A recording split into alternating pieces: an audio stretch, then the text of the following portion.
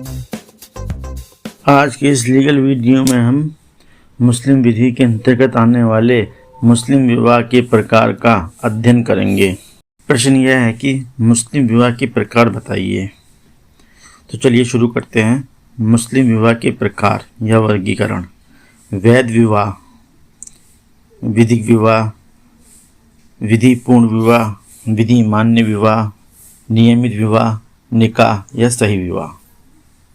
वैध विवाह को निम्नलिखित शीर्षकों के माध्यम से आसानी से व्यक्त किया जा सकता है। नंबर 1, मान्यता। वैध विवाह शिया और सुन्नी दोनों ही विधियों में मान्य है। तात्पर्य, मीनिंग क्या है? वैध विवाह उसे कहते हैं जो मुस्लिम विधि द्वारा बताई गई शर्तों के अनुरूप किया गया हो। इस प्रकार यह कहा जा सकता है कि यदि किसी मुस्लिम व्यक्ति ने मुस्लिम धर्म में बताई गई विवाह की शर्तों के अनुसार विवाह किया है तो उसे वैध विवाह कहते हैं। अगला है वैध विवाह की आवश्यक शर्तें। वैध मुस्लिम विवाह की निम्नलिखित आवश्यक शर्तें होती हैं। नंबर 1, दोनों पक्षों को सक्षम होना चाहिए। नंबर 2, विवाह को सापेक्ष निषेध में नहीं आना चाहिए। नंबर 3, विवाह को पूर्ण निषेधों में नहीं आना चाहिए। नंबर 4, दोनों पक्षकारों की सहमति स्वतंत्र होनी चाहिए।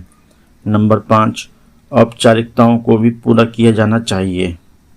अगला पॉइंट है पक्षकारों की सक्षमता। मुस्लिम विवाह के लिए दोनों पक्षकारों को सक्षम होना चाहिए, अर्थात दोनों पक्षकारों को कम से कम 15 वर्ष का होना चाहिए। इसके अलावा दोनों पक्षकारों को स्वस्थ मस्तिष्क का भी होना चाहिए तथा साथ ही साथ दोनों पक्षकारों को मुस्लिम विधि के अंतर्गत एक दूसरे से विवाह करने का अधिकार भी होना चाहिए। इसमें एक वाद आया था, मुसम्मात अतीका बेगम बनाम मोहम्मद इब्राहिम। इस मामले में प्रिवी काउंसिल ने यह निर्धारित किया कि मुस्लिम विवाह के लिए वयस्कता की उम्र कम से कम 15 वर्ष है, अर्थात जो यौवनावस्था की उम्र है वही मुस्लिम विवाह के लिए वयस्कता की उम्र है। विवाह के लिए स्वस्थ मस्तिष्क का तात्पर्य है कि दोनों पक्षकार विवाह के स्वभाव एवं प्रभाव को समझते हों। इसके अलावा यह भी उल्लेखनीय है कि स्वस्थ अंतराल में किया गया विवाह पूर्ण स्वस्थ मस्तिष्क वाले व्यक्ति द्वारा किए गए विवाह के बराबर माना जाता है। विवाह के लिए दोनों पक्षकारों को मुस्लिम विधि के अंतर्गत विवाह का अधिकार होना चाहिए तथा तभी वैध विवाह होगा, अन्यथा नहीं। जैसे सुन्नी विधि और शिया विधि का विवाह होता है तो वैध विवाह माना जाता है। सुन्नी भी पुरुष और यहूदी महिला का विवाह होता है तो वैध विवाह माना जाता है। सुन्नी पुरुष और ईसाई महिला का विवाह होता है तो वैध विवाह माना जाता है। सुन्नी पुरुष और गैर किताबिया महिला का विवाह होता है तो विवाह अनियमित माना जाता है। गैर किताबिया महिला तात्पर्य यह है कि जो यहूदी या ईसाई न हो, क्योंकि यहूदी और ईसाई को किताबिया कहते हैं। सुन्नी पुरुष और गैर मुस्लिम महिला का विवाह होता है तो विवाह अनियमित माना जाता है। शिया पुरुष और ईसाई महिला का विवाह शून्य माना जाता है। शिया पुरुष और यहूदी महिला का विवाह शून्य माना जाता है। शिया पुरुष और गैर मुस्लिम महिला का विवाह शून्य माना जाता है और मुस्लिम महिला और गैर मुस्लिम पुरुष का विवाह भी शून्य माना जाता है।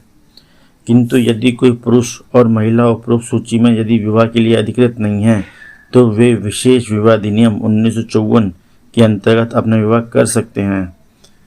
ध्यान देने की बात यह है कि ऐसा विवाह इसी अधिनियम से अविनियमित होगा। जैसे इस अधिनियम में लिखा हुआ है कि इस अधिनियम के अंतर्गत किए गए विवाह से उत्पन्न संतानों के उत्तराधिकार का निर्धारण भारतीय उत्तराधिकार अधिनियम 1925 के अनुसार होगा, न कि पक्षकारों की उत्तराधिकार विधि के अनुसार होगा।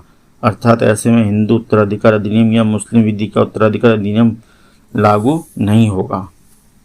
अगला पॉइंट है सापेक्ष निषेध। निकाह की दूसरी आवश्यक शर्त यह है कि उसे किसी भी प्रकार के सापेक्ष निषेध में नहीं आना चाहिए। मुस्लिम विधि में मुख्य रूप से 5 प्रकार के सापेक्ष निषेध हैं जो इस प्रकार हैं। नंबर 1, हज यात्रा। हज यात्रा के दौरान या हज परिसर में विवाह वर्जित है।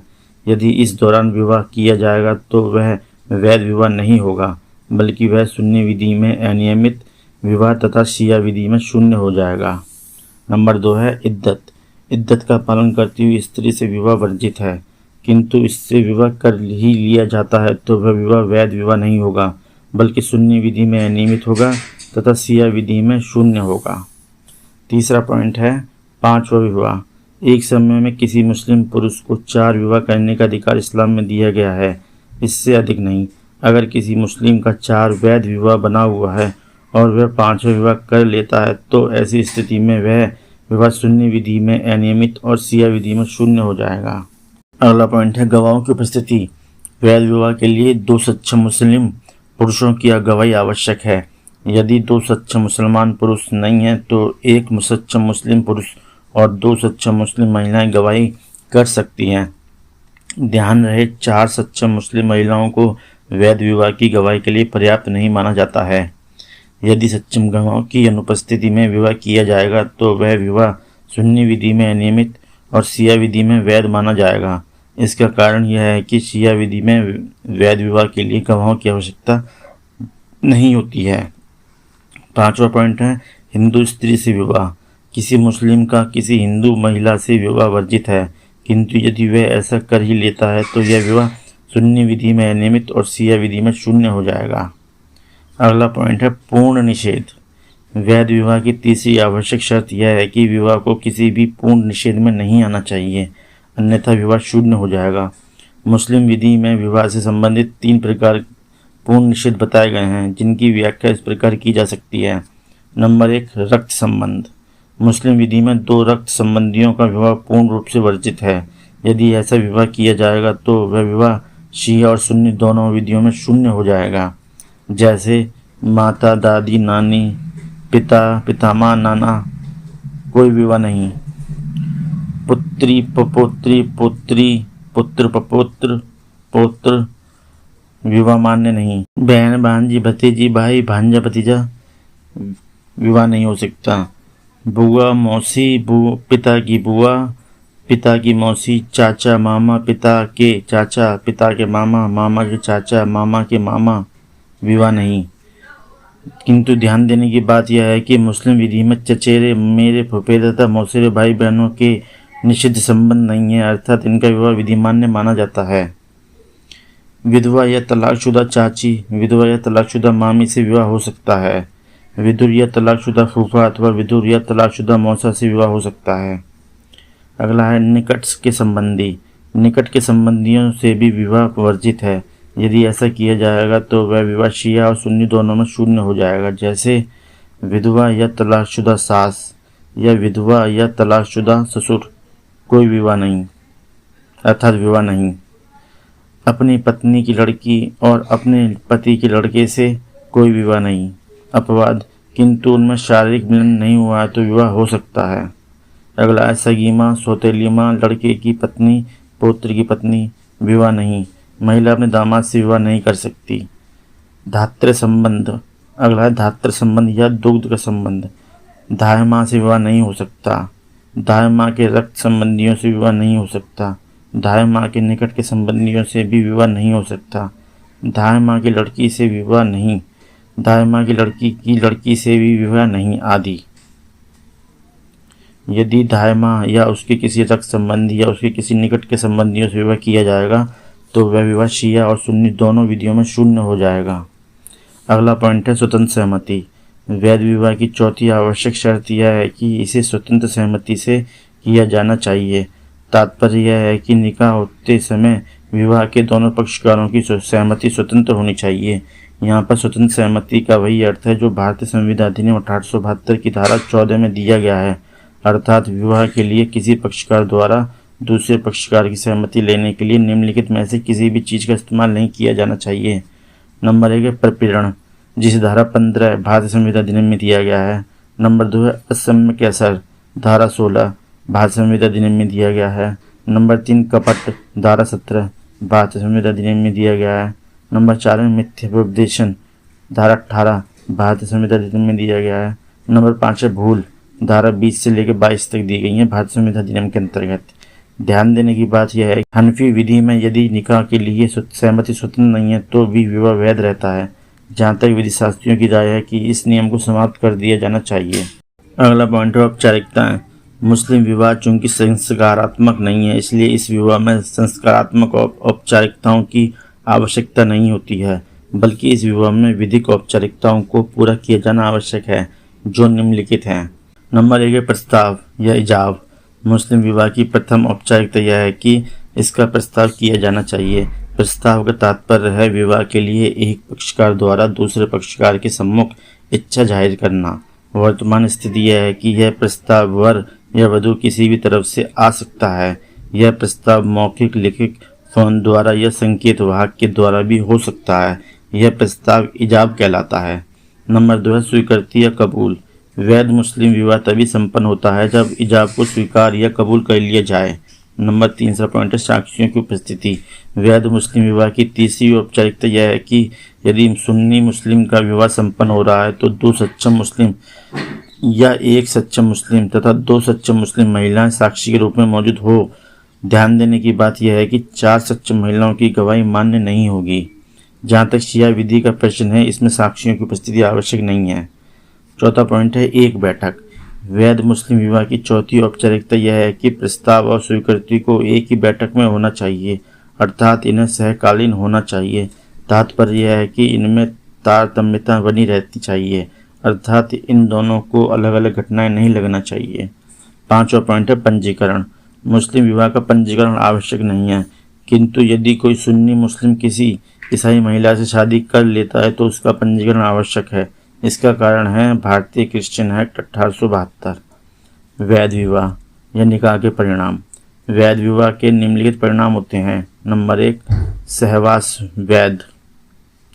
वैध विवाह के परिणाम स्वरूप पति पत्नी के शारीरिक संबंध को कानून एवं समाज दोनों की मान्यता मिल जाती है, अर्थात तब यह न तो सामाजिक दृष्टि से कोई अपराध माना जाता है और न ही विधिक दृष्टि से कोई अपराध माना जाता है। दूसरा पॉइंट है करार। वैध विवाह के परिणाम स्वरूप वे करार परिवर्तनीय हो जाते हैं जो विवाह के समय वैध रूप से किए गए थे, जैसे पति पत्नी के जीवन काल में दूसरे विवाह नहीं करेगा, या पति पत्नी को जेब खर्च या खर्चाए पानदान अर्थात मेवाखोरी के लिए एक निश्चित धनराशि हर महीने देता रहेगा।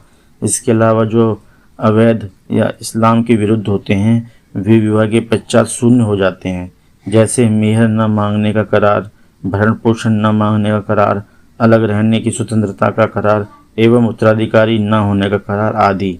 इसमें एक वाद आया था बन्ने साहब बनाम आबिदा बेगम। इस मामले में न्यायालय ने यह निर्धारित किया कि बिना किसी युक्त कारण से पति पत्नी के अलग अलग रहने का करार निकाह के पूर्ण होते ही समाप्त हो जाता है। एक वाद और आया था मोहम्मद खां बनाम शामली। इस वाद में न्यायालय ने निकाह में किए गए इस करार को शून्य घोषित कर दिया कि पत्नी अपने संबंधियों के साथ मायके में ही रहेगी। अगला पॉइंट है भरण पोषण। निकाह के पश्चात पत्नी को पति से भरण पोषण का अधिकार प्राप्त हो जाता है। ध्यान देने की बात यह है कि वर्तमान में मुस्लिम महिला को धारा 125 दंड प्रक्रिया संहिता का संरक्षण भी प्राप्त है। अगला पॉइंट है दायित्व। निकाह पूर्ण होते ही पति पत्नी को साथ साथ रहने का सहवास करने का अधिकार एवं कर्तव्य प्राप्त हो जाता है। उनमें इसी कर्तव्य को वैवाहिक दायित्व भी कहा जाता है। अगला पॉइंट है मेहर, प्रथागत मेहर। वैध विवाह के फलस्वरूप पत्नी पति से मेहर पाने की अधिकारिणी हो जाती है और जब तक वह उसे माफ न कर दे तब तक उसको मेहर से वंचित नहीं किया जा सकता। यदि विवाह के समय मेहर सुनिश्चित किया गया है तो न्यायालय सामान्यतः उसी को पत्नी को दिलवा देता है। यदि मेहर निश्चित नहीं किया गया है तो न्यायालय पत्नी को उचित मेहर दिलवाता है, जिसका निर्धारण वह पति की व्यक्तिगत योग्यता, उसके मायके में मेहर की प्रथा तथा उसके पिता का सामाजिक स्तर देखकर करता है। अगला पॉइंट है इद्दत।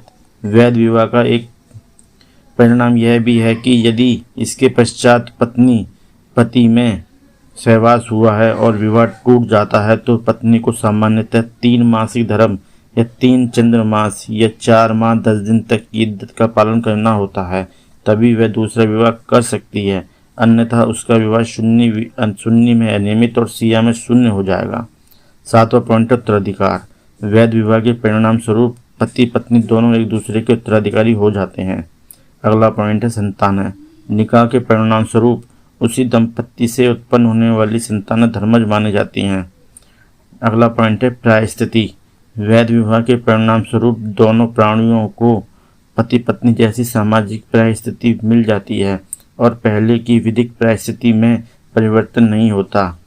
जैसे यदि शिया महिला किसी सुन्नी पुरुष से विवाह कर ले तो उसके कर्तव्य और अधिकार शिया विधि के अनुसार ही रहेंगे। तो उम्मीद करता हूँ ये टॉपिक आपको पसंद आया होगा।